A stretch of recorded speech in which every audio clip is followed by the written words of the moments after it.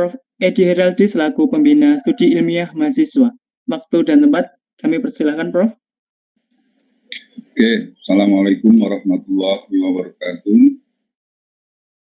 Waalaikumsalam warahmatullahi wabarakatuh. Selamat pagi, salam sejahtera. Mari kita tetap bersyukur, senantiasa bersyukur kehadirat Ilahi Robbi, Tuhan yang Maha Esa, Maha Kuasa.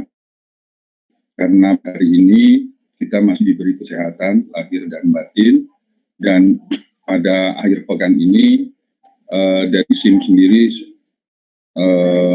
dalam keadaan sehat walafiat dan nampaknya menyelenggarakan suatu acara yang menurut hemat saya cukup penting. Kenapa? Karena dari kelompok SIM sendiri, bayangan saya nanti ada beberapa pengurus ini atau yang mendatang atau yang berikutnya atau bahkan seluruh alumni UNS itu bisa kuliah di luar negeri. Jadi adanya bagaimana sharing tentang scholarship ini penting sekali. Sebagai gambaran, saya sendiri sudah sebagai interviewer LPDP, beasiswa LPDP sejak tahun 2013. Jadi cukup banyak apa yang bisa saya ambil, ya, kemudian nanti akan saya sharingkan, tapi tidak saat ini, ya. Biar ini nanti saya ucapkan selamat datang dan terima kasih kepada saudara Angelo ini saya harus bicara. Angelo, Pak. Angelo, oke, ya. Jadi Angelo Wijaya. Jadi Angelo Wijaya dari CV singkat yang saya baca di WA dari teman-teman dari SIM ini, sekarang sedang studi di Tsinghua University, ya. Bukan, Pak. Saya sedang bekerja di Bank Dunia sekarang. Oh, jadi sudah alumni, ya? Iya, saya sudah lulus. Oke, ya. Jadi ini berbagi pengalaman atau sharing untuk kalian semua.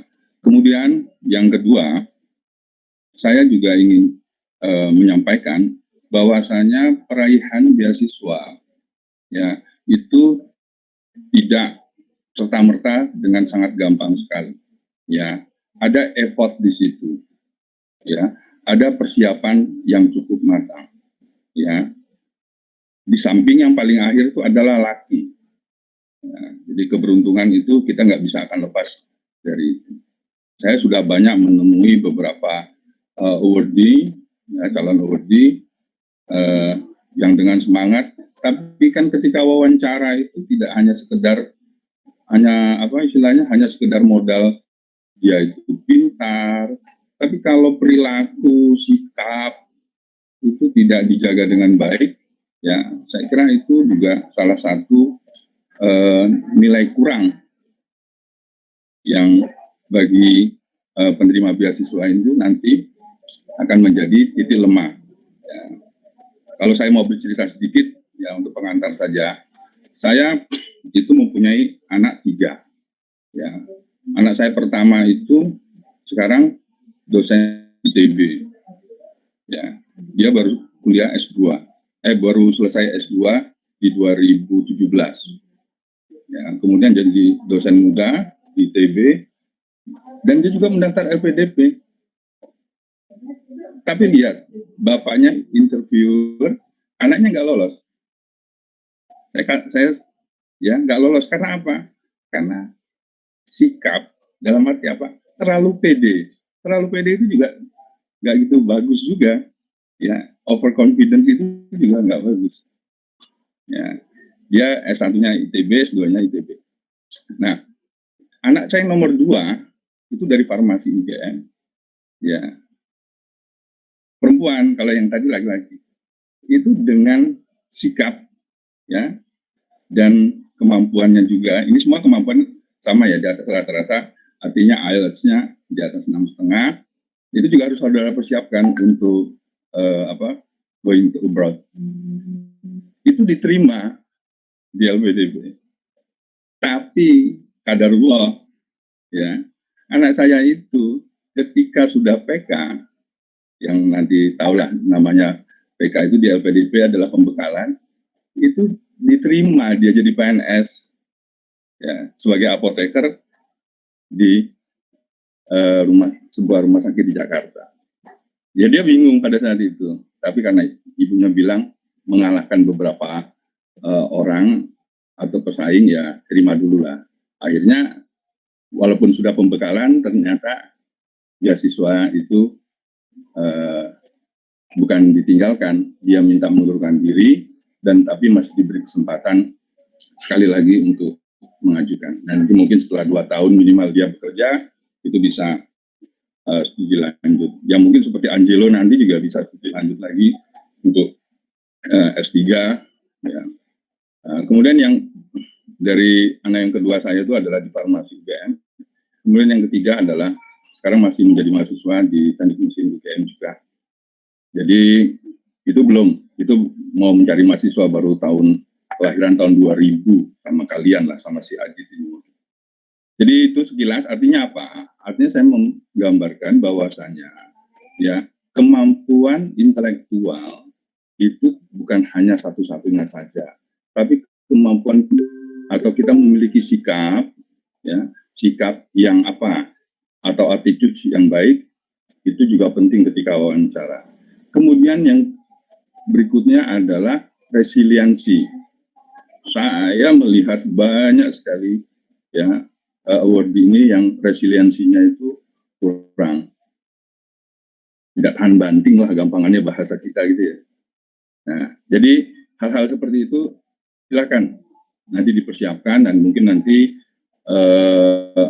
Mas Angelo ini bisa memberikan memberikan sharing pengalaman bagaimana sebaiknya ya what should we do to get the scholarship. Salah satunya adalah kemampuan bahasa yang mulai dari sekarang harus dipersiapkan. Saya kira itu pengantar saya, dan saya menyambut gembira sekali ya pertemuan ini, dan kepada Mas Angelo ya saya mohon berikanlah ya semua informasi terbaik yang Mas Angelo punya, karena kita akan beda ya. Kalian itu nanti akan merasakan ketika kalian sudah menjadi warga PPI di negara manapun, itu hanya satu ya kata, we are Indonesian. Itu yang saya rasakan juga ya, dan tidak melihat ras, tidak melihat agama, tidak apa. Ketika kita sudah ada di luar negeri ya, itulah kita sebagai bangsa Indonesia. Oh ya, sebagai informasi terakhir, anak saya yang pertama tadi akhirnya memperoleh beasiswa Fulbright ya. Tapi ya kadarullah lagi, harusnya berangkat September 2020 ini. Jadi harusnya berangkat September 2020 ini karena ada pandemik dan juga ada kerusuhan rasial di sana, mungkin agak di-divert ya di tahun depan. Jadi sekali lagi selamat ya mendengarkan materi atau sharing pengalaman dari Mas Angelo ini. Untuk kalian teman-teman dari SIM ya, ambillah atau petiklah sebaik-baiknya pengalaman dari Mas Angelo ini. Dan satu lagi, sebelum atau nanti ketika kalian sudah berhasil ya, kita harus tahu kita ini adalah orang Indonesia dan you have to back to Indonesia. Oke, itu saja dari saya, dan mohon maaf kalau ada kekurangan. Terima kasih Mas Angelo, dan terima kasih panitia yang sudah memberikan kesempatan, karena saya juga jam 9 ini harus ada acara. Terima kasih, kurangnya mohon maaf. Billahi taufiq wal hidayah. Assalamualaikum warahmatullahi wabarakatuh. Saya tetap monitor. Waalaikumsalam warahmatullahi wabarakatuh. Terima kasih Prof. FD atas sambutannya. Selanjutnya kita memasuki acara yang ketiga, yaitu perkenalan moderator. Nah, dalam acara diskusi anak ilmiah ini, kita akan dipandu oleh moderator, yaitu Saudara Maria Larissa Putri Nenggelis, mahasiswa pendidikan fisika, yaitu staf riset dan teknologi dari Studi Ilmiah Mahasiswa. Kakak satu ini sudah menorehkan beberapa prestasi, diantaranya adalah juara 2 LKTI Civil Festival Universitas Pendidikan Indonesia tahun 2019, finalis LKTI Industrial Engineering Universitas Veteran Surabaya, juara 2 LKTI Pekan Ilmiah Mahasiswa Universitas Halu Oleo, juara 2 LKTI Festival Fisika 2018 Universitas Mula Warman, juara 1 LKTI Media Pembelajaran Fisika Universitas Indraprasta 2018, kemudian juara 1 LKTI Internal Studi Ilmiah Mahasiswa tahun 2018. Langsung saja, waktu dan tempat, saya persilakan untuk Saudara Maria Larissa Putri Nenggelis. Ya, baiklah, terima kasih kepada MC. Ya, halo semuanya, selamat pagi, apa kabar? Semoga semuanya selalu sehat dan berbahagia ya. Perkenalkan, saya Maria yang akan menjadi moderator kita pada diskusi anak ilmiah keempat ini. Nah, pada diskusi anak ilmiah keempat ini kita akan memiliki tema ya, Getting Yourself a Scholarship for a Student Exchange Abroad and Beyond. Nah, sebelum kita mulai acara kita hari ini, izinkan saya untuk membacakan CV dari pembicara kita. Ya. Beliau bernama Angelo Abelwijaya. Nah, Kak Angelo ini menerima gelar sarjana di bidang hubungan internasional dari Universitas Gadjah Mada pada tahun 2019. Selama kuliahnya, beliau memiliki banyak sekali prestasi. Beliau adalah mahasiswa berprestasi utama Universitas Gadjah Mada pada tahun 2018. Beliau juga merupakan top 3 mahasiswa berprestasi nasional pada tahun 2018. Nah, Kak Angelo juga adalah member dari United Nations Population Fund atau UNFPA, Indonesia Youth Advisory Panel sejak tahun 2019. Sebelumnya, beliau juga pernah membantu Indonesia Police di Interpol General Assembly pada tahun 2016 di umur yang ke-19 tahun. Nah, beliau juga pernah merepresentasikan Indonesia di Asia Pacific Economic Cooperation Youth Summit pada tahun 2017 pada umur 20 tahun. Beliau juga pernah menghadiri World Bank Youth Summit pada tahun 2017 dan 2019 di Washington DC. Nah, selain itu tadi, beliau juga merupakan awardee dari beasiswa Erasmus Plus di Universitas Glasgow, UK pada tahun 2017. Dan beliau juga merupakan awardee dari Full Scholarship Tsinghua University China pada tahun 2018. Nah, ya itu tadi sedikit gambaran dari pembicara kita hari ini. Sangat menginspirasi dan pasti kita udah nggak sabar ya untuk mendapatkan materi dari Kak Angelo nih. Baiklah, mungkin segitu gambaran tentang pembicara kita hari ini. Nah, kepada Kak Angelo, saya persilahkan untuk menyampaikan materi. Terima kasih Maria. Halo semuanya, selamat pagi, apa kabar? Nama aku Angelo. Hari ini aku akan berbagi sedikit cerita dengan teman-teman tentang bagaimana mendapatkan beasiswa atau scholarship ketika kita mau exchange atau mau summer school. Contohnya mungkin itu juga masih ada hubungannya. Mungkin sedikit disclaimer di sini, aku masih baru lulusan S1 dan kemarin di Tsinghua itu adalah program summer school, tapi program summer school yang dapat nilai. Jadi nilainya bisa ditransfer ke transkrip juga. Sama dengan waktu di Inggris, aku juga itu nilainya semuanya bisa ditransfer ke transkrip waktu aku kuliah di UGM. Aku mulai present ya.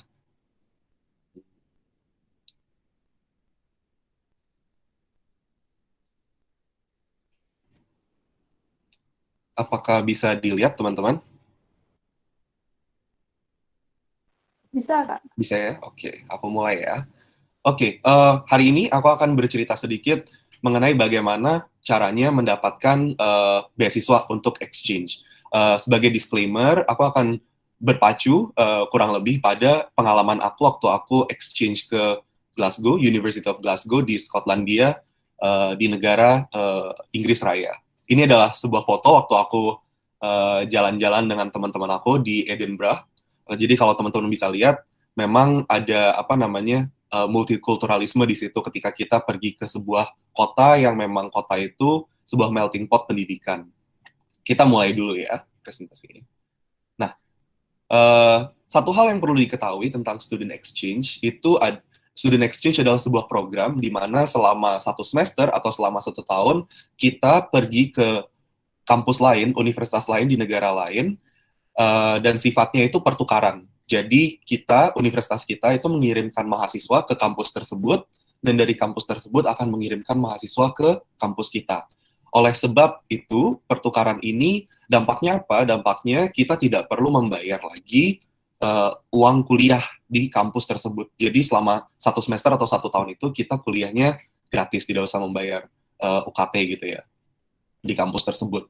Nah, bedanya dengan program lain itu ada yang namanya visiting student program. Nah, visiting student program ini apa? Itu biasanya kalau kita mau ke kampus lain, lalu kita membayar UKT di kampus tersebut.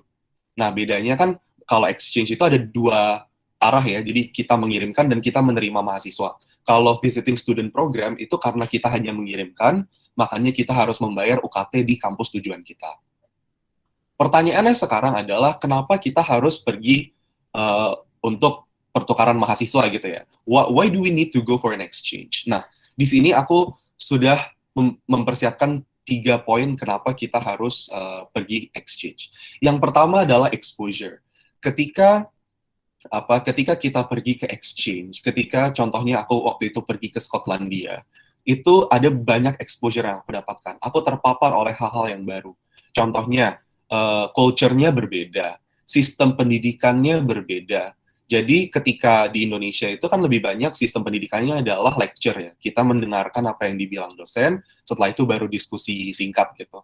Ketika di Inggris itu sistem pendidikannya ada 2. Jadi ada yang namanya seminar, jadi itu semacam kayak lecture gitu, tapi setelah seminar selesai, biasanya kita ada waktu tersendiri untuk melakukan yang dinamakan dengan tutorial. Tutorialnya bukan dengan tutor, tapi juga dengan dosen itu. Nah, bedanya apa? Kalau di tutorial ini, kita bisa bertanya lebih dalam ke dosen ini, dan biasanya kelasnya lebih kecil. Biasanya kalau misal satu kelas isi 20 orang untuk seminar, tutorial ini akan dibagi jadi 2. Jadi kita ber-10 plus dosen. Jadi diskusi di tutorial itu biasanya lebih dalam. Kita bisa menanyakan hal-hal yang mungkin kita nggak bisa tanyakan di lecture. Dan biasanya mereka akan memberikan evaluasi ke kita tentang tugas, tentang hasil tes, hasil ujian, gitu-gitu. Jadi sistem pendidikannya juga beda.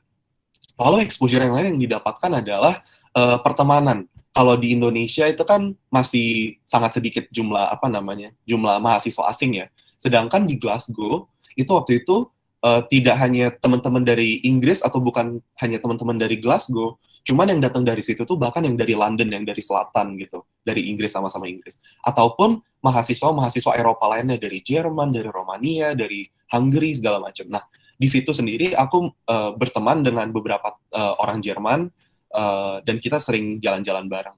Tapi juga exposure-nya itu ternyata ada juga yang dari Amerika, dari Cina, dan sebagainya. Nah, itu exposure tentang pertemanan.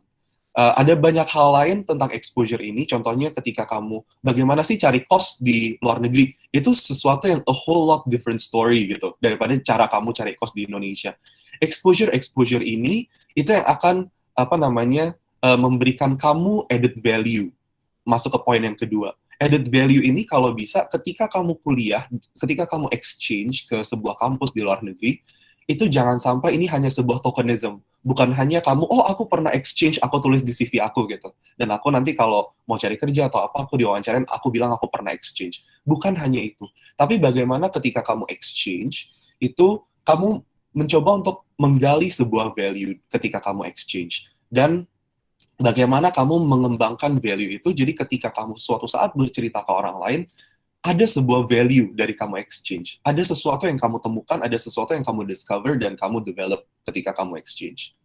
Nah, poin pertama ditambah poin kedua ini membawa kita untuk ke poin ketiga, yaitu growth. Growth itu pertumbuhan.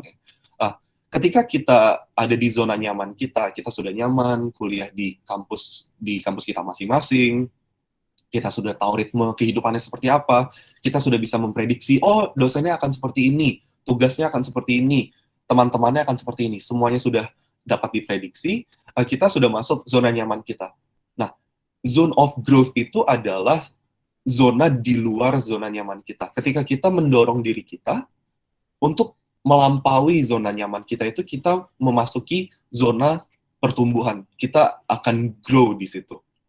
Nah, ketika kita biasanya sudah didorong dengan exposure yang kita dapatkan, dan kita sudah mencoba untuk mencari value dari sebuah exchange, itu biasanya kita akan berkembang. Kita akan menjadi individu yang memiliki nilai lebih dari individu yang lainnya. Itu harapannya seperti itu. Nah, pertanyaannya sekarang adalah bagaimana agar kita bisa pergi ke exchange? How to get there? Nah, sebenarnya proses pendaftaran untuk exchange atau mendapatkan beasiswa itu sangat straightforward. By the way, di sini aku akan menceritakan exchange dan beasiswa ini prosesnya aku asumsikan jadi satu gitu ya, karena kebanyakan ketika mencari program itu banyak yang sudah jadi satu in tandem gitu. Jadi nanti kalau ada pertanyaan lebih lanjut bisa ditanyakan di akhir gitu. Nah, kembali ke prosesnya, it's pretty straightforward. Sesi pertama, bagian pertama dari pendaftaran biasanya itu adalah document screening. Document screening ini biasanya kita mengumpulkan dokumen-dokumen yang diminta, lalu akan di-screen. Ketika lolos, kita akan diundang untuk memasuki sebuah interview dengan beberapa interviewer. Setelah interview selesai, biasanya sudah langsung mendapatkan decision. Kalau di S1 untuk exchange, biasanya skemanya sesimpel ini. Nah, kita bedah satu-satu ya. Document screening. Apa saja yang perlu dipersiapkan? Ada beberapa hal yang aku taruh di sini sebagai sesuatu yang general. Kita coba go through satu-satu, nanti aku akan jelaskan lebih lanjutnya ya. Yang pertama adalah official transcript. Jadi transkrip resmi kalian. Kalau bisa, kalian persiapkan IPK kalian itu di atas rata-rata. Minimal, itu sudah paling minimal 3,5. Yang kedua, IELTS. Minimal 7. Yang ketiga, statement of purpose. Nanti kita ada slide-nya sendiri tentang ini. Yang keempat, tentang study plan. Study plan ini apa? Ini adalah sebuah rencana belajar. Yang kelima, letter of enrollment. Ini yang bisa diketahui sebagai surat keterangan mahasiswa aktif. Yang keenam, personal documents, contohnya paspor, pas foto, dan kalau misal kalian mau bikin visa, itu kan kalian harus bikin bank statement. Pastikan bahwa kalian itu bisa memproduce sebuah bank statement, entah dari tabungan kalian, atau tabungan orang tua, atau bahkan deposit. Kita coba ngomongin tentang transkrip dan IPK 3,5. Kenapa aku pilih 3,5 gitu? Karena untuk exchange itu setiap kampus kebijakannya berbeda dan persyaratannya pasti berbeda gitu. Ada yang IPK 3, ada yang syaratnya IPK 3,2, ada yang syaratnya 3,5, ada yang syaratnya 3,8 bahkan. Nah, dengan persyaratan yang berbeda ini, kalian akan sudah ada pada zona yang aman ketika kalian memiliki IPK 3,5. Kalian udah nggak perlu pusing-pusing lagi ketika kalian mau daftar, terus kalian lihat syaratnya, aduh, IPK aku kurang gitu. Nah, ketika kalian udah punya paling nggak 3,5, itu kalian sudah ada di zona aman, kemungkinan besar kalian bisa melewati seleksi berkas di banyak kampus gitu. Yang kedua tentang IELTS 7. Kenapa aku bilang IELTS 7? Karena kampus-kampus di Australia, di Inggris, dan di Eropa, itu kebanyakan syaratnya antara 6, 6,5, 7, 7,5. Sama, rasionalnya sama dengan GPA, dengan IPK. Ketika kalian sudah punya IELTS 7 yang cukup, itu kalian akan lebih aman ketika kalian ingin seleksi berkas. Nah, aku sendiri mengambil IELTS karena IELTS ini kan International English Language Testing System ya. Jadi memang ini lebih internasional, dipakainya di Inggris, Eropa, dan di Australia. Ketika kita mau ke Amerika, maka yang dipakai itu bukan IELTS tapi TOEFL, Test of English. I think ini kayak buat second language speaker gitu biasanya kalau TOEFL ini, dan biasanya dipakai di Amerika. Nah, kalau IELTS 7 itu band 7 itu rata-ratanya biasanya disamakan dengan TOEFL 100. Jadi kalau kalian bisa dapat TOEFL 100, itu biasanya kalian sudah aman di bagian situ. Mengenai study plan nomor 4, itu apa? Study plan itu biasanya adalah menceritakan, apa yang akan aku lakukan selama exchange. Jadi kalian untuk mempersiapkan sebuah study plan itu kalian harus sudah riset tentang kampus itu. Kampus ini bagusnya di bagian ini. Misal aku kuliah hubungan internasional, maka aku akan mencari tahu, hubungan internasional di kampus ini bagus nggak ya? Gitu. matkul-matkul apa di kampus tersebut yang aku bisa ambil untuk mendukung ketertarikan aku di subjek yang aku pengen. Dan kalau udah tahu matkulnya, ada apa aja yang bagus, kita mau ambil berapa matkul selama kita di Inggris misal. Dan kalau kita udah tahu berapa matkul yang mau diambil, profesor-profesornya siapa aja? Apakah ada konflik jadwal tentang profesor-profesor ini yang akan mengajar gitu. Hal-hal tersebut itu harus diketahui agar kita bisa meyakinkan para interviewer kalau kita itu sudah melakukan riset yang cukup. Kita tahu apa yang mau kita lakukan ketika kita mendapatkan kesempatan exchange dan kesempatan untuk mendapatkan beasiswa dan pergi ke luar negeri selama 1 semester atau 1 tahun. Selanjutnya adalah mengenai statement of purpose, atau dalam bahasa Indonesia sering dibilang mungkin motivation letter, surat motivasi gitu ya. Ada 2 hal yang selalu aku ingat dan perlu untuk kita tanyakan kepada diri kita sendiri ketika kita membuat sebuah statement of purpose. Yang pertama adalah kenapa kita itu mau pergi exchange? Why do you want to go for an exchange? Kenapa exchange? Kenapa kamu nggak mau melakukan yang lain gitu? Kenapa dari semua pilihan yang kamu punya ketika kamu kuliah, kamu itu memilih kamu tuh mau exchange? Itu sesuatu yang mungkin aku nggak bisa bantu kalian untuk menjawab, karena ini sesuatu yang sangat personal. Kalian harus bisa menemukan jawaban itu di dalam diri kalian masing-masing. Karena motivasi setiap orang pasti berbeda. Apakah kalian mau merely jalan-jalan waktu kalian di luar negeri, atau kalian ingin bertemu seorang profesor yang kalian suka banget gitu. Dari semester 1, kalau di ilmu kalian itu selalu diomongin tentang profesor ini. Dan kalian pengen ketemu profesor ini ketika kalian exchange. Kalian pengen ikutin kelas dia, kalian pengen bisa ngobrol sama dia. Nah, itu kan sesuatu yang sangat personal. Atau mungkin kalian pengen memperbaiki bahasa Inggris kalian. Jadi kalian pengen ke Inggris misalnya, kayak aku dulu kayak gitu. Ini sesuatu yang sangat personal dan kalian harus menemukan di diri kalian masing-masing. Yang kedua, how does this fit into your long-term goal? Bagaimana program exchange yang ditawarkan, program beasiswa yang diberikan ini bisa masuk ke dalam rencana jangka panjang kamu? Bagaimana program ini bisa membantu kamu untuk mencapai tujuan akhir kamu nantinya gitu? Kalau aku waktu itu aku menjawabnya gini, karena aku kuliah HI dan aku mau pergi ke Skotlandia, aku waktu itu berargumen pada interviewernya bahwa program exchange ini akan sangat berguna buat aku untuk menyelesaikan skripsi aku. Dan waktu itu di Skotlandia itu lagi ada isu yang sangat menarik di hubungan internasional dan di politik. Tahun 2014, Skotlandia itu melakukan referendum, apakah mereka mau merdeka dari Inggris Raya atau enggak. 55% kira-kira bilang bahwa mereka masih mau stay di Inggris Raya. Permasalahannya adalah di tahun 2016, Inggris Raya memutuskan melalui sebuah referendum bahwa Inggris Raya mau keluar dari Uni Eropa. Hal ini membuat Skotlandia kembali ada gejolak politik dan mereka ingin referendum sekali lagi untuk meninggalkan Inggris Raya karena mereka mau tetap gabung di Uni Eropa. Hal ini sangat mengusik ketertarikan aku, dan akhirnya aku bilang, Bapak Ibu interviewer, saya mau pergi ke Inggris, saya mau pergi ke Skotlandia karena saya mau melakukan riset tentang ini. Saya melakukan extensive research about this. And I want to write it in my final thesis. Gitu. Jadi, waktu itu, alasannya cukup kuat sehingga membuat interviewer jadi yakin, oh ternyata ini alasannya. Jadi nggak bisa kalau aku dikirim ke Jepang, atau aku dikirim ke Rusia, atau aku dikirim ke Amerika, nggak akan jadi skripsi aku. Jadi kenapa harus specifically di Glasgow? Kenapa harus specifically di Scotland gitu? Dan karena pilihan di Scotland waktu itu hanya Glasgow, ya udah akhirnya aku dikirimnya ke Glasgow dengan beasiswa. Tahap yang kedua di semua tahapan seleksi beasiswa itu biasanya interview. Ketika interview, aku selalu ingat akan 3 hal. Yang pertama, bertanya pada diri kita sendiri sebelum ditanyain oleh interview, why do they need to choose you over others? Kenapa interviewernya harus memilih kalian instead of memilih orang lain gitu? Apa alasan mendasar di mana interviewernya harus memilih kalian? Apakah karena kalian punya rencana skripsi yang tadi aku bilang tadi? Atau apakah karena kalian memiliki sesuatu yang ingin diekspor di sana?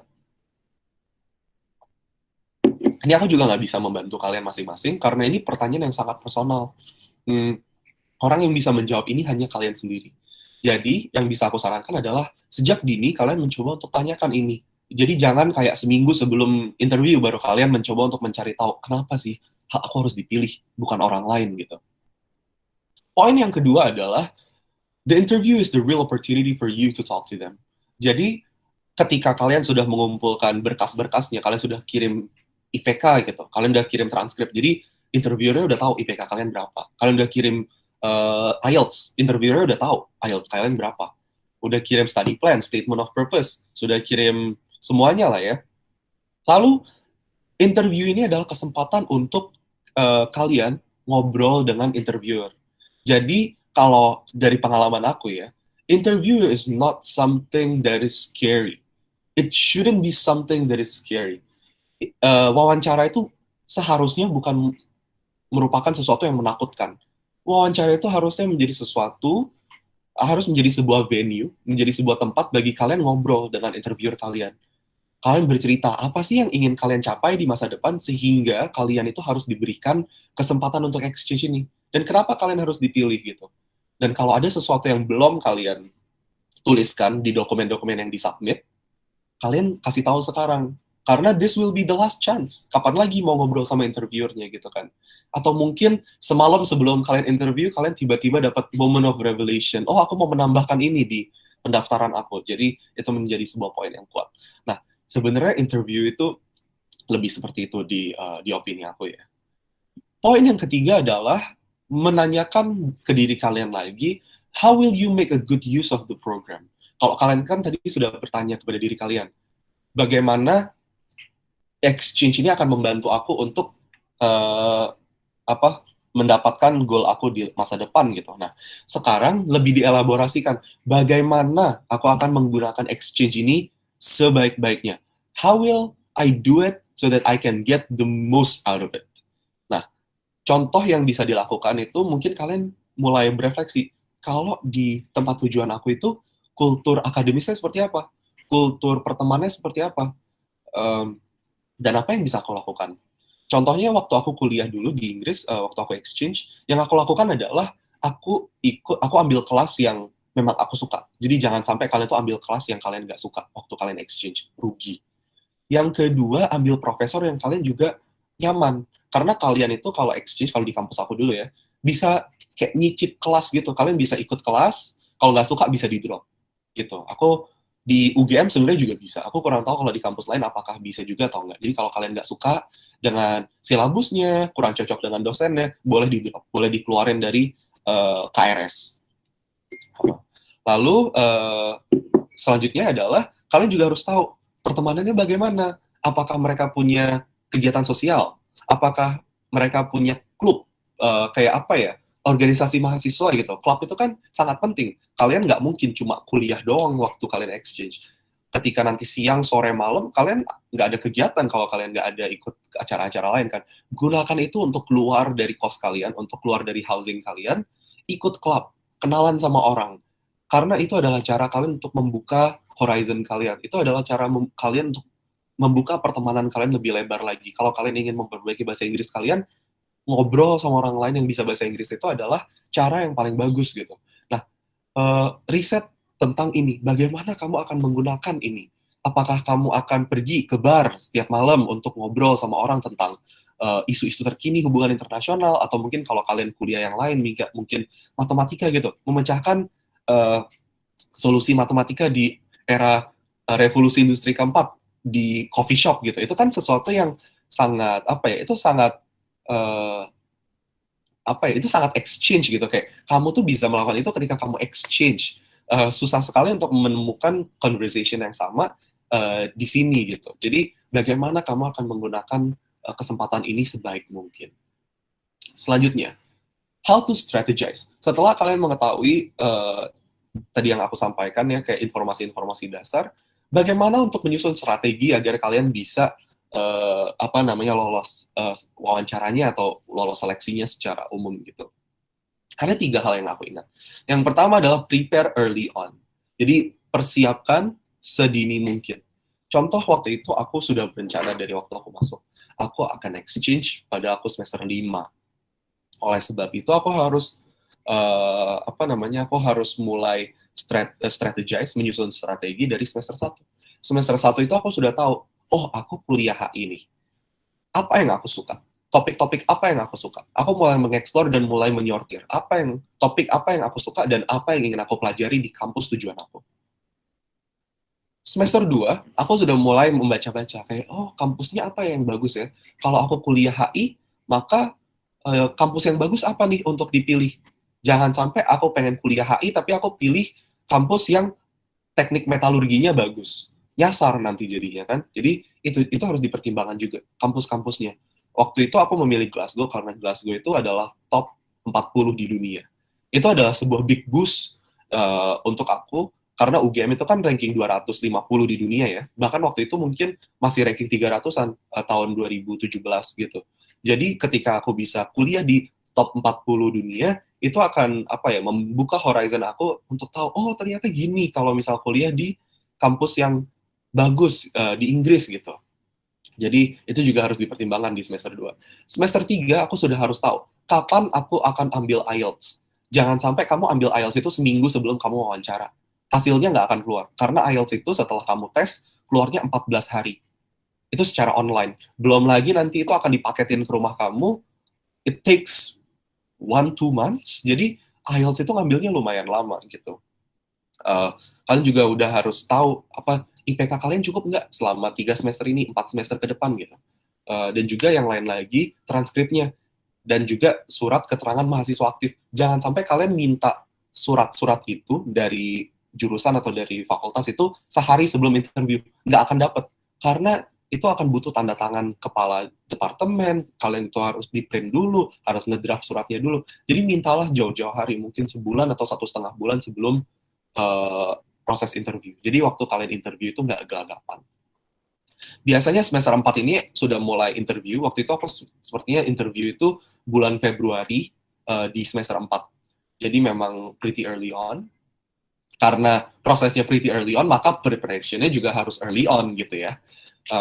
Kurang lebih seperti itu, sehingga akhirnya semester 4 aku sudah declare bahwa aku akan pergi ke Inggris dengan scholarship.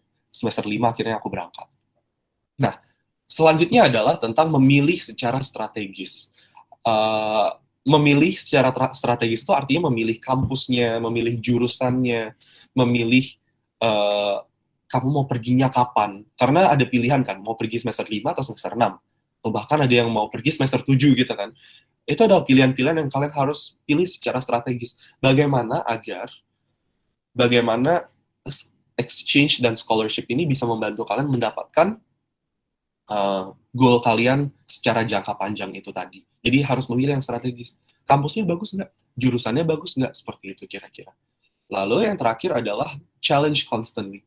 Ketika kalian sudah menulis statement of purpose, kalian sudah menulis study plan, coba baca lagi, tanya teman kalian, sudah bagus belum nih?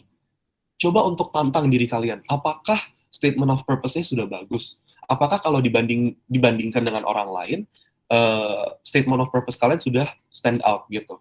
Dan itu kalian butuh bantuan teman untuk baca, atau bantuan dosen yang kalian dekat untuk review, seperti itu. Jadi, try to challenge yourself constantly. Karena kalau kalian ingat ya, lawan terbesar kalian itu bukan orang lain. Lawan terbesar kalian itu diri kalian sendiri kok.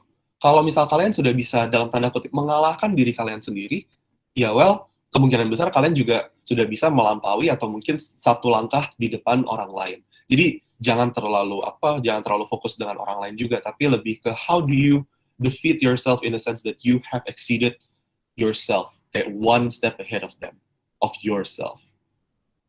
Nah, sebenarnya ini aku siapkan untuk closing statement nantinya. Intinya adalah seperti ini. Ketika teman-teman sudah memiliki tools yang aku bagikan pada pagi hari ini, perjalanan teman-teman untuk pergi ke exchange itu udah setengah jalan. Kayak you're halfway there. Kalian sudah memiliki tips-tips yang mungkin teman-teman di luar sana belum dengar gitu. Maka dari itu perjalanan teman-teman mulai dari hari ini, mulai dari sekarang. Gimana? Ya, kalau misal kalian belum mencari tahu bagaimana kampus yang aku pengen apa gitu. Nah, mulai dicari hari ini. Jurusan yang bagus itu jurusan kalian yang bagus itu di mana sih kalau di luar negeri, mulai cari scholarship yang ditawarkan itu apa aja. Kan nggak cuma Erasmus doang, nggak cuma Fulbright doang, tapi ada banyak sekali beasiswa exchange yang ditawarkan di luar sana. Ada juga kalau di Singapura namanya TF Learn dari Temasek Foundation. Jadi kalian sudah bisa mencari-cari, coba ngobrol dengan lebih banyak orang. Journey kalian itu dimulai hari ini, your curiosity defines how will you go there. Jadi sebenarnya segitu aja presentasi aku. Mungkin aku akan berbagi sedikit waktu aku perjalanan aku waktu exchange sedikit aja kali ya. Nah, ini adalah foto ketika aku masih di Jakarta waktu itu, waktu award ceremony dengan Uni Eropa, dengan kedutaan besar Uni Eropa dan beberapa duta besar dari negara Eropa lainnya. Aku menyampaikan pidato mewakili beberapa anak S1 yang mendapatkan beasiswa untuk exchange ke Eropa waktu itu ke Eropa, dan aku waktu itu ke Inggris. Di kiri dan kanan aku adalah perwakilan dari teman-teman yang mendapatkan beasiswa untuk pergi S2 dan S3. Dan waktu itu aku mendapatkan sebuah kesempatan untuk ngobrol sama para duta besar. Aku sampaikan ke para duta besar dan pada teman-teman, alasan aku mau exchange waktu itu. Aku bilang kayak, aku mau exchange bukan karena aku nggak suka dengan pendidikan di Indonesia, bukan. Karena pendidikan di Indonesia juga cukup excellent. Tapi aku ingin belajar sesuatu yang baru dari Eropa, dari Inggris. Agar apa? Agar ilmu itu bisa aku bawa ke Indonesia dan bisa aku pakai untuk membangun Indonesia. Jadi waktu itu di kesempatan ngobrol itu aku sampaikan seperti itu. Nah, ini adalah foto aku waktu aku di Edinburgh. Waktu itu aku sama teman-teman aku, kita outing dari Glasgow ke Edinburgh. Ya, di belakangnya itu ada Edinburgh Castle. Seperti itu. Lalu yang selanjutnya, ini sebelum aku pulang ke Indonesia, ini kayaknya udah UAS, udah ujian akhir semester. Sepertinya tinggal nunggu nilai keluar. Dan aku waktu itu balik ke kampus lagi sebelum aku akhirnya meninggalkan Inggris. Tapi waktu itu aku nggak langsung ke Indonesia. Waktu itu aku ke Amerika dulu karena ada acara di Amerika. Sepertinya cukup segini dulu. Kembali ke Maria ya, Maria. Ya, terima kasih Kak Angelo, sangat menginspirasi materinya. Oke, untuk teman-teman yang mau mengajukan pertanyaan bisa langsung melalui pesan WhatsApp ya ke kontak person dari DAI 4. Bisa ditunggu. Nah, mungkin sebelum teman-teman pada tanya, mungkin saya yang akan tanya duluan sih Kak Angelo. Menurut Kakak, apa yang paling signifikan terjadi dalam hidup Kakak setelah Kakak itu melakukan exchange? Pertanyaannya susah sekali. Wow. Aku sambil berpikir dulu ya. Ini pertanyaan tidak sederhana soalnya. Apa hal yang paling signifikan yang terjadi setelah aku exchange ya? Ada beberapa hal. Yang pertama mungkin worldview. Worldview itu apa? Itu perspektif. Jadi ketika aku melihat sesuatu, perspektif aku sudah berubah, sudah mendapatkan banyak insight dan knowledge, mendapatkan wawasan dan pengetahuan yang baru. Jadi ketika aku bertemu orang yang mungkin berbeda dari aku sudah tidak memiliki prejudice. Apa ya bahasa Indonesia prejudice ya? Mungkin kayak apa ya? Prejudice ya. Jadi kayak ketika aku bertemu seseorang, aku tidak mengasumsikan sesuatu tentang orang tersebut. Jadi aku lebih terbuka pikirannya ketika aku exchange. Mungkin yang kedua juga, aku menjadi sadar bahwa kemampuan berbahasa, bukan hanya berbahasa Inggris ya, berbahasa apapun itu sesuatu yang istimewa gitu. Mungkin banyak dari kita, banyak juga orang di Indonesia yang berpikir bahwa bisa bahasa Inggris itu adalah standar orang pintar gitu. Sebenarnya menurut aku nggak juga gitu. Kita itu kan sudah bisa bahasa Indonesia, itu bahasa native kita. Bisa bahasa Inggris itu adalah sesuatu yang plus gitu. Dan ketika kita di luar negeri pun, nggak semua bule bisa bahasa Inggris kok gitu kan. Mungkin sebuah wawasan bahwa it's okay ketika kita ngobrol sama orang lain. Dan understanding, pemahaman bahwa tidak semua orang bisa bahasa Inggris itu membuat saya menjadi lebih pede ketika ngomong bahasa Inggris. Karena itu bukan, bahasa Inggris itu adalah sarana berkomunikasi, bukan standar kecerdasan seseorang. Nah, itu kan sesuatu yang mungkin jarang didapatkan kita kalau misal kita masih stay di sini. Mungkin kita terbawa dengan teman-teman kita punya pikiran bahwa oh, bahasa Inggris itu adalah standar kepintaran. Sebenarnya kan enggak, itu kan sarana komunikasi gitu. Bagaimana kamu bisa mengkomunikasikan sesuatu.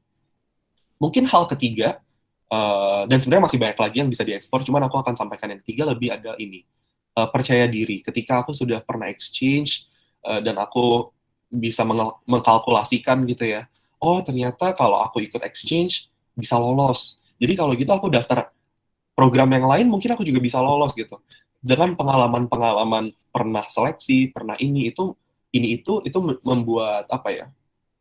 Membuat aku menjadi semakin percaya diri, dan aku menjadi semakin baik terhadap diri aku sendiri. I'm being kinder to myself more than ever. Gitu. Terima kasih. Wah, mantap sekali jawabannya, Kak. Oke. Selanjutnya, ini ada pertanyaan dari Nisa. Gimana, Kak, caranya kita supaya konsisten pada tujuan awal kita? Kan tadi udah dari semester awal mau nyiapin exchange, Pak, tapi di tengah-tengah kayak hilang gitu semangatnya. Gimana, Kak? Kalau boleh nanya lagi ke penanyanya, hilangnya kenapa? Nisa hilangnya kenapa? Itu belum dijawab. Nah, karena untuk setiap orang pasti beda ya. Maksudnya pengalamannya pasti beda. Mungkin hilang karena sudah tidak ingin lagi, gitu kan bisa. Atau mungkin hilang karena ada permasalahan di keluarga, mungkin orang tua tidak mendukung atau apa. Jadi itu sangat case by case. Mungkin kalau bisa dijawab dulu, nanti aku bisa lebih membantu gitu ya. Lebih spesifiknya, hilangnya kenapa gitu. Oh, ini karena malas dia bilang. Oh, karena malas. Ya, malas itu masih bisa diatur lah ya.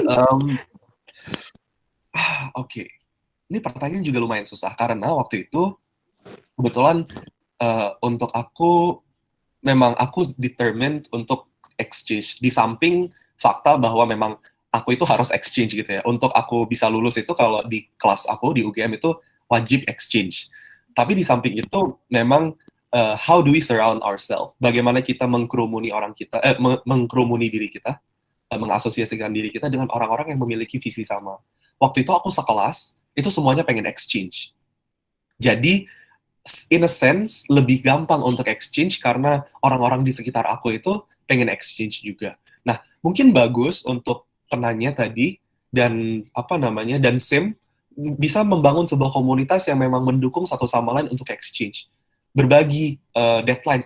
Jangan lupa loh, IELTS selanjutnya itu bulan Agustus, tanggal segini, jangan kelewatan gitu. Atau juga study plan. Study plan untuk kampus ABC dikumpulin tanggal segini. Jadi ketika kalian saling mengingatkan satu sama lain, dan kalian ingat tujuan kalian di akhir itu apa, dan kalian ingat juga motivasi kalian. Kenapa kalian mau ikut exchange? Apakah cuma mau jalan-jalan? Kalau mau jalan-jalan, biasanya jadi motivasinya tidak sekuat itu gitu. Ketika kalian ada motivasi yang lebih besar, kayak misalnya, oh, aku memang pengen banget ini mau ke Inggris, atau mau ke Amerika, atau mau kemanapun, Jepang, Korea, karena aku mau riset buat skripsi aku. Nah, biasanya alasan yang lebih mendasar dan lebih kuat itu akan membantu kita untuk lebih konsisten terhadap goal kita. Tentang malas itu sesuatu yang bisa you can really work on kemalasan. Kayak maksudnya, itu bukan sesuatu yang tidak bisa diubah gitu. Karena ingat lagi, musuh terbesar kita itu adalah diri kita sendiri. Ya, itu tadi jawabannya Nisa, jadi jangan malas ya. Cari alasan untuk selalu semangat gitu, alasan yang kuat. Oke, mungkin untuk pertanyaan lain bisa ditunggu ya teman-teman. Silahkan yang mau bertanya, mumpung ada Kak Angelo di sini, jarang-jarang banget loh kita bisa tanya-tanya langsung sama Kak Angelo kayak gini. Oke, nah ini ada pertanyaan lagi, Kak, dari Ani. Setiap daerah kan punya budaya yang berbeda. Bagaimana cara kakak menghadapi perbedaan budaya yang kakak hadapi di negara lain, seperti culture shock gitu, Kak? Mungkin. Culture shock, oke. Ini sebenarnya berhubungan dengan yang aku tadi bilang. Ketika aku pulang dari exchange, aku lebih terbuka gitu ya pikirannya. Di Scotland itu ada makanan yang namanya haggis. Haggis itu kayak di Indonesia ternyata, orang Scotland juga makan jeroan. Bedanya kalau di Indonesia itu jeroan itu kan biasanya dipisah-pisah gitu ya. Misal jeroan ayam ya dimakannya digoreng sama ayam. Jeroan sapi mungkin dimakan sama sup gitu ya. Di Scotland jeroannya cukup unik karena jeroannya itu dijadiin satu, dihancurkan, digiling gitu ya, dihancurkan, dibikin kayak sosis gitu. Em, uh, jadi apa ya, kurang menarik secara visual, dan aku jadi kayak judging gitu, aku jadi kayak menghakimi orang-orang Scotland, kayak kenapa sih orang-orang ini kayak menciptakan sebuah makanan yang secara visual tidak appealing gitu. Cuman maksudnya itu membuat aku menjadi sadar bahwa oh ternyata ya setiap kultur, setiap peradaban itu berbeda, dan kayak kita nggak bisa simply ngejudge mereka karena pasti ada sesuatu di balik itu. Mungkin hal lain yang membuat aku ngejudge orang Scotland itu adalah cara mereka ngomong. Meskipun Skotlandia itu ada di dalam Inggris Raya, tapi cara mereka berbicara itu sangat berbeda. Mereka itu memiliki aksen yang sangat kental, yang sangat keras. Jadi kalau kalian mau mencoba untuk mendengarkan orang Scotland, susah sekali. Untuk aku pribadi ya. Untuk waktu itu aja, tahun 2017, aku karena aku bahasa Inggrisnya base-nya adalah American, ketika aku mendengarkan British English, susahnya minta ampun. Apalagi Scottish accent. Jadi ada cerita menarik. Waktu itu aku ambil kelas namanya British Politics. 90% dari kelas itu isinya orang Scotland. Jadi aku selama 2 jam itu, setiap minggu ambil kelas itu 2 jam, aku selalu cuma di depan laptop aku doang, aku pura-pura mendengarkan teman-teman itu ngomong apa, dan aku nggak ngerti sama sekali kan. Untung dosennya itu orang London, jadi bahasa Inggrisnya lebih general, kayak British English gitu. Jadi yang aku lakukan setelah 2 jam pura-pura dengerin itu, baru aku dengerin dosennya waktu rangkuman kelas, kan biasa ada ya, sebelum dosennya menyelesaikan kelas, dia merangkum, oh selama 2 jam ini kita sudah membicarakan ini, si A ngomong apa, si B ngomong apa, baru aku ketik kayak summary dosen itu. Nah, malamnya aku baru baca-baca lagi, belajar lagi, aku belajar dari situ. Pasti culture shock-nya sangat banyak, entah itu makanan, cara orang berbicara, atau mungkin bahkan cara menyapa. Orang di sana lebih touchy, kayak maksudnya say hi itu mungkin dengan berpelukan atau apa. Itu sesuatu yang itu sesuatu yang mungkin sangat baru, dan bagaimana menyikapinya, sebenarnya menyikapinya lebih dengan understanding, lebih dengan memahami bahwa setiap peradaban pasti berbeda. Mungkin bukan hanya kita yang merasa mereka berbeda, tapi mungkin mereka melihat kita juga aneh gitu kan, secara fisik berbeda, secara kepercayaan berbeda, secara beliefs, not necessarily tentang agama ya, tapi beliefs dalam sistem politik, dalam sistem sosial, itu juga pasti berbeda. Nah, itu sih lebih kayak bagaimana kita membuka diri kita, meningkatkan toleransi kita terhadap culture yang berbeda ini. Dan jangan lupa untuk selalu nanya ke orang. Karena pasti kan ada sesuatu yang baru ketika kita ketika kita exchange, kita pasti bertemu sesuatu yang baru. Jangan malu untuk nanya. Daripada salah ya, kalau orang bilang takut bertanya sesat di jalan, bener, nanti kalian sesat kalau waktu exchange kalian nggak nanya culture-nya gimana nih gitu. Itu aja. Oke, itu tadi jawabannya ya. Jadi dengan kita ikut exchange ini juga kita semakin belajar untuk toleransi, semakin membuka diri untuk berbagai macam budaya. Pak Edi boleh nanya nggak? Okay. Saya boleh nanya nggak? Selanjutnya pertanyaan dari Kak Ena Hasna nih, dari Prodi Fisika. Apakah program yang untuk exchange itu harus linear dengan program studi yang sedang ditempuh, Kak? Dan setelah exchange tersebut, apakah ada tuntutan lain dari kampus sebagai feedback dari kesempatan yang sudah diberikan dari kampus pada kita? Mungkin maksudnya kampus yang sudah memberikan exchange itu tadi, Kak. Maria, kayaknya Pak Edi ada intervensi sedikit. Oh iya, benar. Silakan Prof. Enggak, silakan dulu, nanti saya dikasih waktu untuk nanya juga. Oke. Oh iya. Saya sama Angelo deh. Oke. Mungkin boleh diulangi sedikit, Maria, tadi yang bagian pertamanya adalah apakah harus linear ya, betul ya? Iya, harus linear dengan program studi. Apakah ada tuntutan dari kampus tujuannya? Jadi host institution ya, bukan home ya, tapi host ya. Oke. Apakah harus linear atau tidak? Itu sangat tergantung dengan tujuan kalian di akhir. Kalau aku, karena emang dari awal aku sudah menanamkan di pikiran aku harus mempelajari sesuatu yang bisa fit into my skripsi gitu kan. kalau kalian memiliki tujuan yang berbeda, misal nih kalian itu kuliah, mungkin yang dekat-dekat masih bisa ya, bisa kalian kuliah politik, tapi kalian tertarik dengan bagaimana politik itu berhubungan dengan bisnis. Nah, sepertinya kalau kalian bisa mengartikulasikan itu dengan jelas, teman-teman pasti bisa minta, bisa nggak saya meskipun saya kuliah politik, tapi saya mau mempelajari bagaimana politik itu entangled dengan bisnis di school of business-nya. Atau mungkin mau masuk law school, karena mau mempelajari bagaimana politik itu entangled dengan hukum, gitu kan. Jadi mungkin dengan, justifikasi yang kalian bisa ceritakan dengan jelas dan kuat, itu kalian selalu bisa untuk namanya cross department, cross faculty, cross school gitu.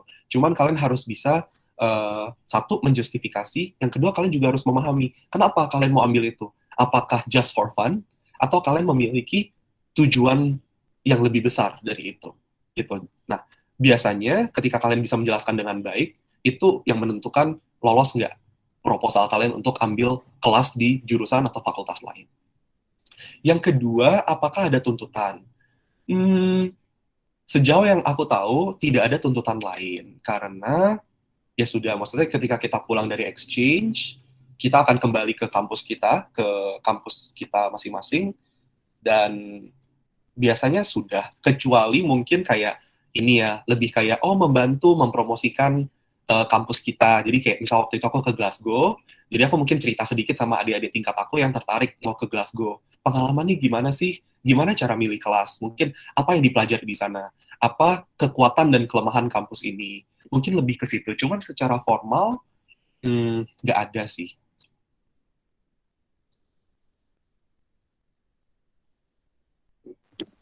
Sorry, tadi yang beberapa kata terakhir agak putus-putus, nggak, maaf. Oke. Silakan Prof. Edi jika ingin bertanya, ini masih ada kesempatan. Ya, baik, Mas Angelo, bagus sekali presentasinya dan saya apresiasi. Ya paling tidak begini loh, ini loh contoh seperti tadi kalian manggilnya Kak ya Kak Angelo ini, beliau itu sudah menyebutkan bagaimana caranya ketika kita wawancara. Ya, saya garis bawahi, itu wawancara adalah poin penting dari untuk mengkonfirmasi apa yang saudara tulis. Ya,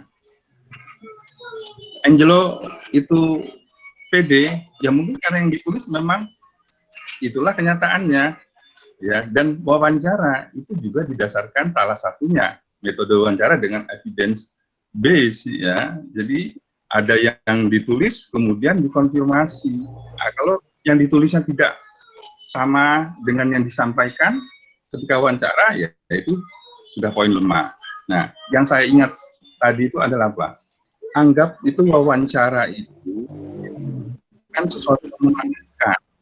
Itu saya setuju sekali.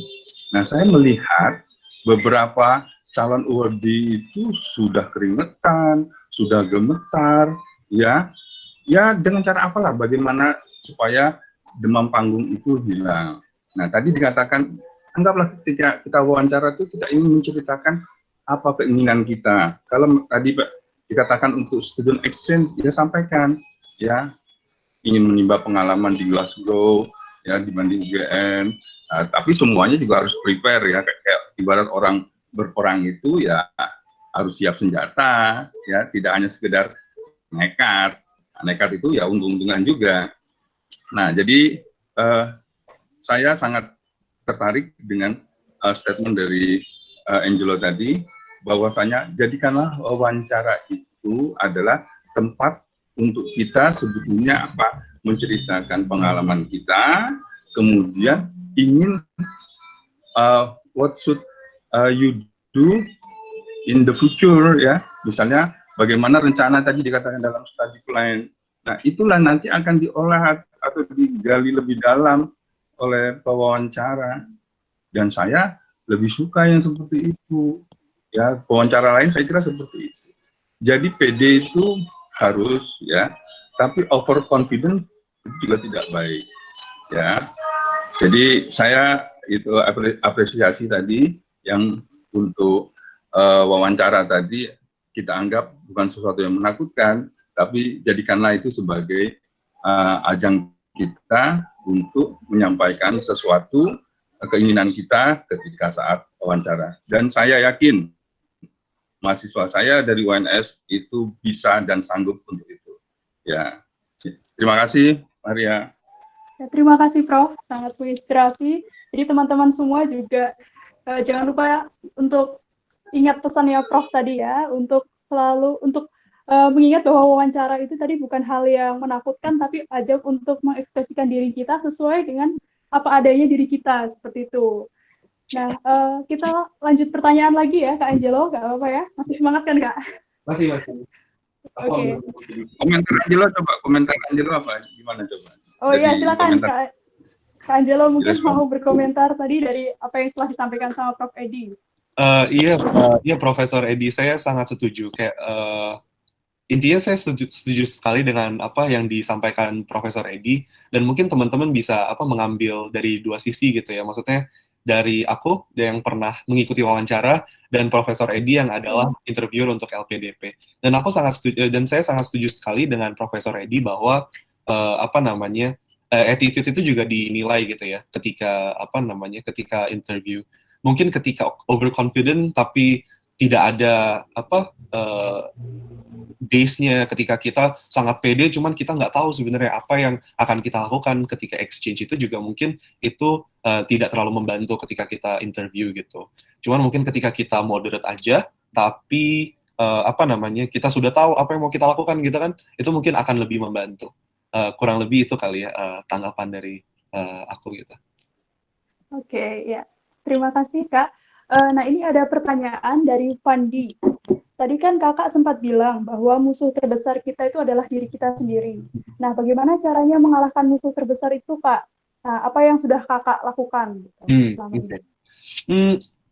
Ini, kalau aku biasanya, itu akan selalu berefleksi gitu ya. Entah sebulan sekali, entah 1 semester sekali, entah 1 tahun sekali, entah waktu ulang tahun atau kayak tahun baru gitu, selalu refleksi, ke belakang aku udah ngapain aja gitu. Misal tujuan aku itu mau exchange. Apa yang sudah aku lakukan? Aku selalu bikin checklist kan. Aku udah IELTS belum? Kalau misal IELTS, nilai aku udah cukup belum? Lalu yang kedua, misal kayak IPK aku udah cukup atau belum? Lalu juga yang lain, kayak misal statement of purpose aku udah cukup atau belum? Apakah aku sudah mencapai pada level tertentu yang aku aspire, yang aku rencanakan aku akan ada di sana. Dengan berefleksi itu kita akan selalu tahu kita itu sudah sampai mana, sejauh mana kita sudah pergi, dan masih berapa jauh lagi perjalanan yang belum kita jalani gitu. Sebenarnya lebih ke situ. Maksudnya ketika kita melawan diri kita bukan berarti kita harus membenci diri kita gitu ya. Tapi lebih kayak bagaimana kita selalu jalan. Dan ingat bahwa progres itu terjadi ketika kita selalu jalan gitu. Meskipun slow progresnya, meskipun pelan progresnya, nggak apa-apa. Progres yang pelan itu jauh lebih baik daripada nggak ada progres sama sekali.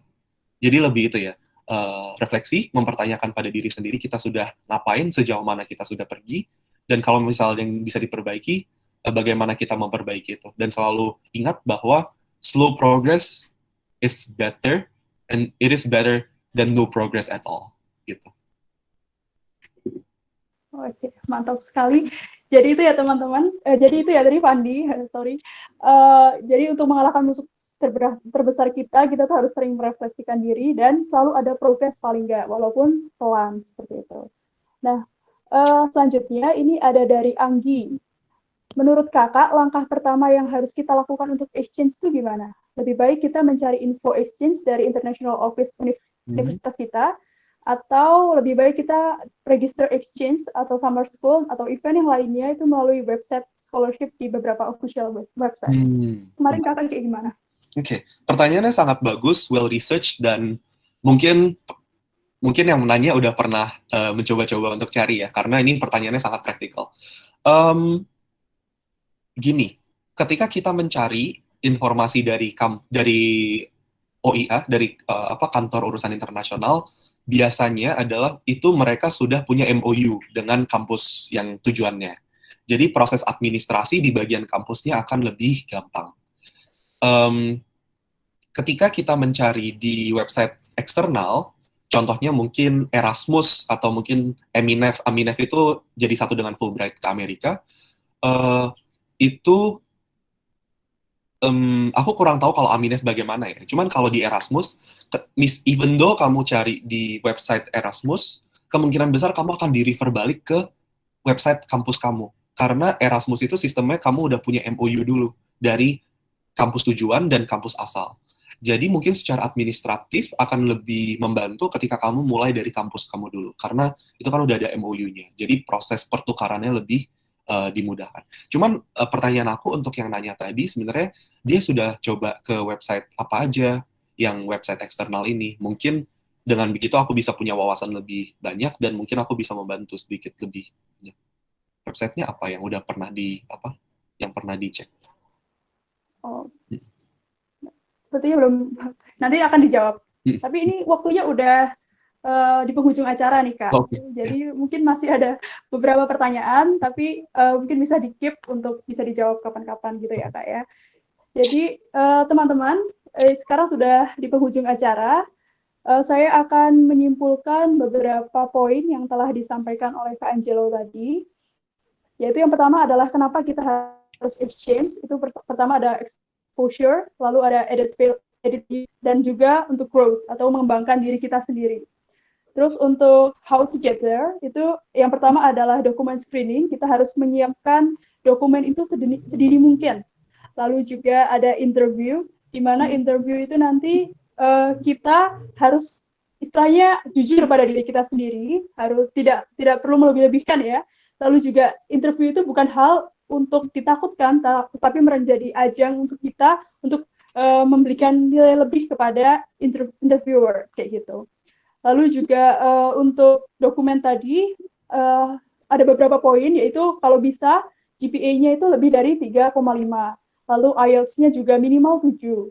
Terus juga membuat statement of purpose dan study plan serta letter of enrollment. Seperti itu.